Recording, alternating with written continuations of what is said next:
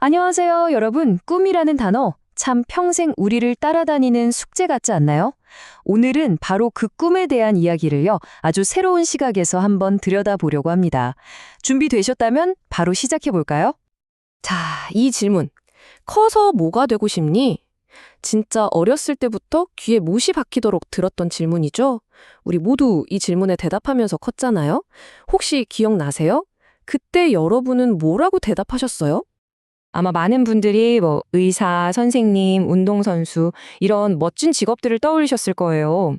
저도 어릴 땐 과학자가 되어서 세상을 바꾸겠다 이런 꿈이 있었거든요. 바로 이렇게 어떤 특정 직업, 어떤 지위, 딱 떨어지는 이름, 그러니까 명사로 정의되는 목표.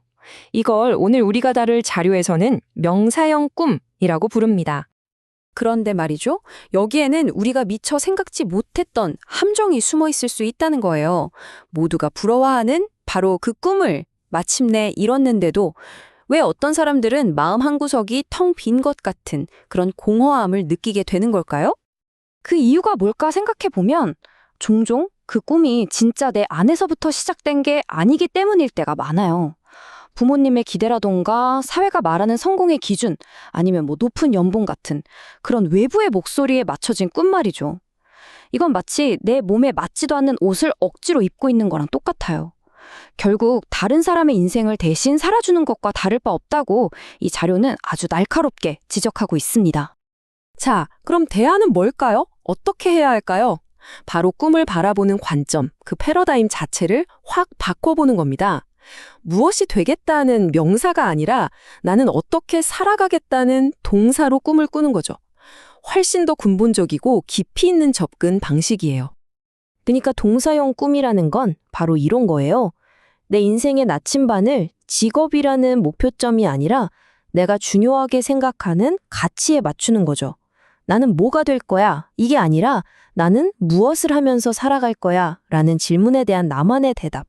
이게 바로 내 삶의 진짜 방향성이자 목적이 되는 겁니다. 이 명사형 꿈과 동사형 꿈, 이 둘의 가장 큰 차이가 뭐냐면요. 바로 여기에 있어요. 산 정상이라는 목적지에만 눈을 고정하느냐? 아니면 산을 오르는 그 여정의 모든 순간순간에서 의미를 발견하느냐?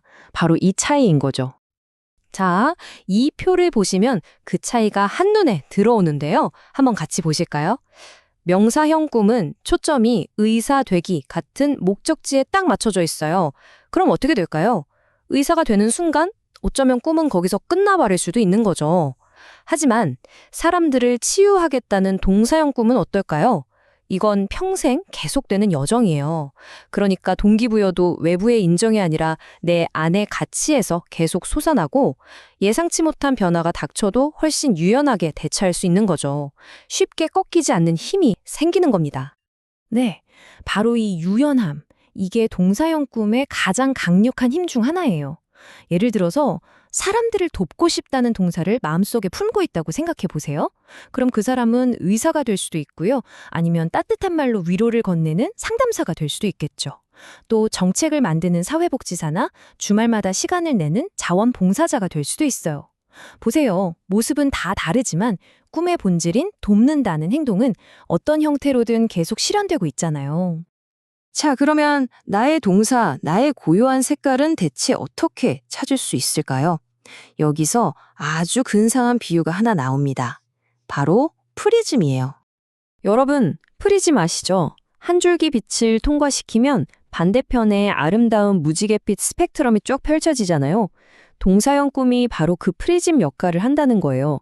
나라는 존재를 통과해서 내 안에 잠재되어 있던 그 다채로운 가능성들을 세상에 쫙 펼쳐 보여주는 거죠. 와, 정말 멋진 비유 아닌가요? 우리 각자는요, 자신만의 고유한 색깔, 그러니까 자신만의 행동 스펙트럼을 가지고 있는 거예요. 어떤 사람은 창조하기라는 색깔로 세상을 더 아름답게 만들고, 또 다른 사람은 연결하기라는 색깔로 사람들 사이에 마음을 이어주고요. 세상이 이렇게 다채롭고 풍요로운 이유가 뭘까요? 바로 우리 한 사람 한 사람이 저마다 다른 색깔로 빛나고 있기 때문 아닐까요? 자, 이제 이론은 충분히 이해가 되셨을 것 같아요. 그럼 이제 가장 중요한 거? 그래서 실제로 어떻게 내 삶에서 이 동사형 꿈을 발견하고 키워나갈 수 있을지 구체적인 방법으로 한번 들어가 보겠습니다. 모든 변화의 시작은요, 바로 질문을 바꾸는 데서부터 시작됩니다. 우리 자신에게, 그리고 혹시 자녀가 있다면 우리 아이들에게 너 커서 뭐가 될래? 라고 묻는 대신에 이렇게 한번 물어봐 주세요. 너는 어떻게 살고 싶어? 어떤 가치를 실현하면서 살고 싶어? 라고요. 이 작은 질문의 변화가 우리 관점의 거대한 전환을 만들어낼 겁니다. 질문을 바꿨다면 다음 스텝은 직접 부딪혀보는 거예요. 그냥 앉아서 생각만 하는 게 아니고요. 뭐 코딩도 한번 배워보고 주말 농장에 가서 흙도 만져보고 새로운 악기를 배워보는 거죠. 이런 작고 다양한 경험들이 내가 이런 동사를 사랑하는 사람이구나 하는 소중한 단서를 알려주게 될 거예요. 그리고 당연히 그 과정에서 좀 실패하고 넘어져도 괜찮다는 안전한 공간, 그런 지지와 격려가 무엇보다 중요하겠죠. 이렇게 동사로 꿈을 꾸기 시작하면요. 정말 신기하게도 삶이 놀랍게 달라집니다. 예를 들어서 맨날 지루하게만 느껴졌던 회의록 작성이 우리 팀의 소통을 돕는다는 의미 있는 행동이 되고요. 그냥 귀찮았던 청소가 쾌적한 공간을 만든다는 가치 실현의 순간이 되는 거죠. 평범했던 내 일상 자체가 내 꿈을 실현하는 멋진 무대가 되는 겁니다. 그래서 오늘 이 이야기가 끝나고 우리가 함께 고민해봤으면 하는 마지막 질문은 바로 이것입니다. 너는 무엇이 될 거니? 라는 세상의 질문에서 한 걸음 물러나서 나는 어떻게 살고 싶은가? 라는 나만의 질문을 스스로에게 던져보는 건 어떨까요? 여러분의 삶을 진짜 빛나게 만들어줄 그 동사는 무엇인가요?